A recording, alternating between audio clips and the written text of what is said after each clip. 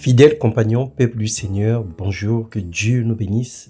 La grâce de Dieu s'est manifestée dans nos vies ce matin. Nous témoignons et célébrons le nom de Jésus-Christ, notre Seigneur et Sauveur, pour la paix et la joie, la guérison et le salut dans toute sa plénitude qu'il nous a accordé ce jour.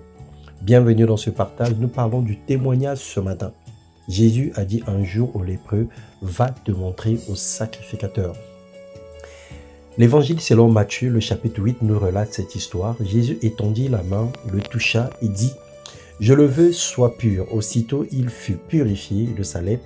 Puis Jésus lui dit « Garde-toi d'en parler à personne, mais va te montrer au sacrificateur et présente l'offrande que Moïse a prescrite, afin que cela leur serve de témoignage. » Jésus testant la foi du lépreux en l'interdisant de témoigner de sa guérison.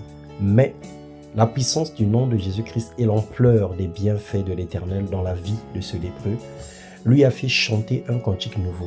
Il est allé se montrer et a témoigné au monde entier de sa guérison.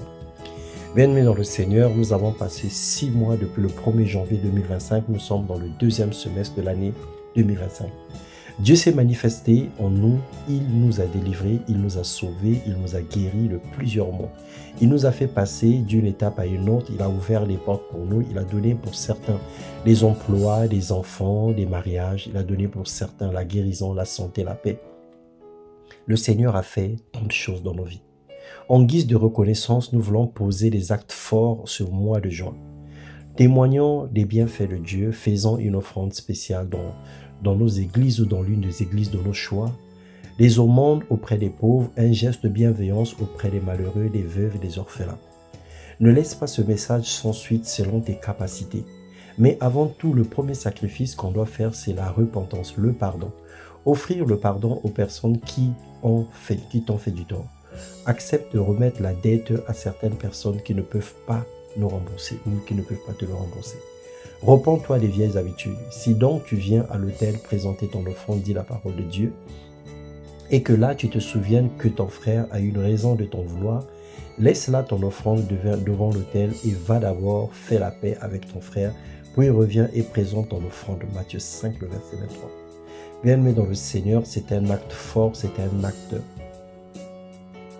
important dans la marche chrétienne. Régler les conflits et rechercher la paix avec tous, c'est la sanctification. Que Dieu nous délie les langues afin que nous témoignions sans retenue, qu'il nous donne un esprit de reconnaissance et de libéralité, qu'il nous affranchit afin que nous soyons sensibles à sa voix.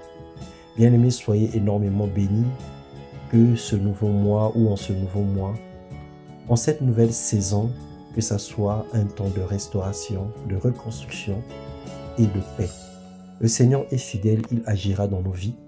Il ne nous abandonnera pas, il ne nous délaissera pas.